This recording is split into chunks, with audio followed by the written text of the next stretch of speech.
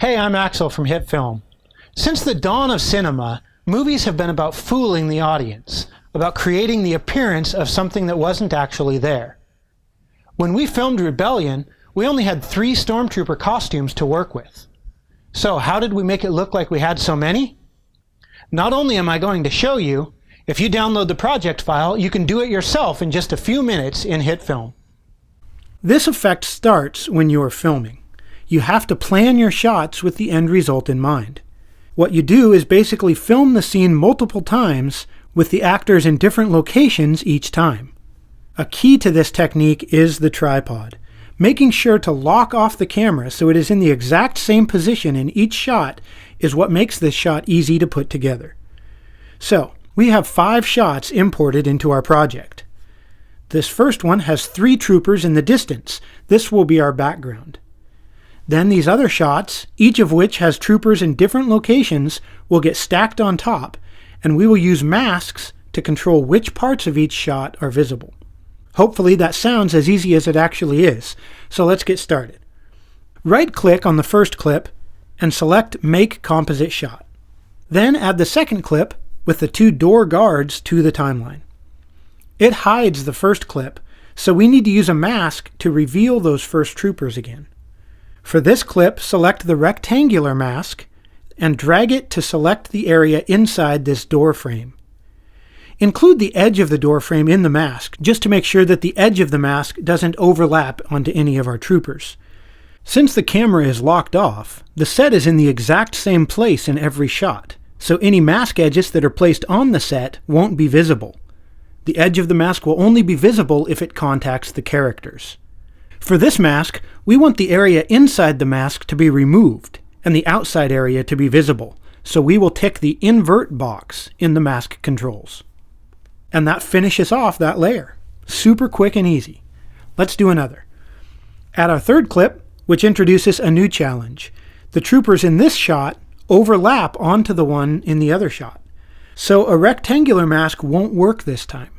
Instead, we will use a freehand mask, which allows us to draw right along the edge of this third Stormtrooper. So let's look at where we want this mask to be. The right edge of the trooper overlaps onto the guard at the door, so we definitely need to mask along that edge. The hard shadow just behind him isn't something we want, so we won't include that in the mask. The left edge of the troopers is fine. In fact, we have these great reflections out past them, which help blend them into the environment and sell the shot, or make it believable. So once we get past the shadow and around this foot, we can just cut straight to the edge of the frame and include this entire side of the shot in our mask. So let's draw the mask, which we do by just clicking at each place we want to add a control point. You can also drag the control points if you need to adjust them. I will speed this up a bit, but here are a few tips that will be useful. You can zoom in and out on the viewer using the mouse wheel. Click and hold the right mouse button to drag the image around in the viewer. That way you can get up close to the edge you are masking and easily reposition it. Then, to view the entire shot again, select Scale to Fit from the Zoom menu. Also, note that even though Kirsty was standing in this shot, it didn't matter because the mask removes her. So here is my finished mask, and notice that at the top and bottom, the mask just cuts straight to the edge of the frame, and then includes this whole left side. With this mask, the edges we are following are a bit soft, so we want to soften the mask as well to match them. Open the mask shape controls and increase the feather to 2 or 3 pixels. Then deselect the mask, and we have a nice edge blending into the other shots. Add the 4th shot to the timeline now, and for this one, we can use the exact same freehand mask technique. In fact, here's a movie magic trick for you. I've created that mask, but I just used the exact same method we just did for the rank on the left. If you are lazy, use a rectangular mask right at the edge of the door, and that door guard that is barely visible won't be visible at all. But come on, you're better than that, and in just a few minutes you can mask along this trooper and do it properly. Our final layer is this guy, right up in the foreground. We will use a freehand mask here as well, but since he is out of focus, the edges are quite soft, so we will need even more feathering here. Draw the mask a little bit inside of the edge, so the feather doesn't extend outside the edges of the character. We use the same process again, adding points along the edge. Then at the helmet, he doesn't overlap over the other troopers, so we can cut straight up through the background again. Set the feather on this one to 9 or 10 pixels.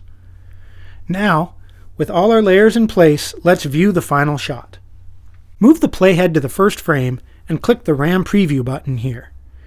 This will render the timeline into RAM, a useful technique for watching complex timelines in real time.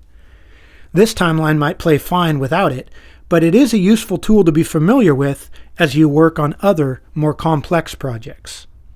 Once the render is complete, we can click play to view the shot.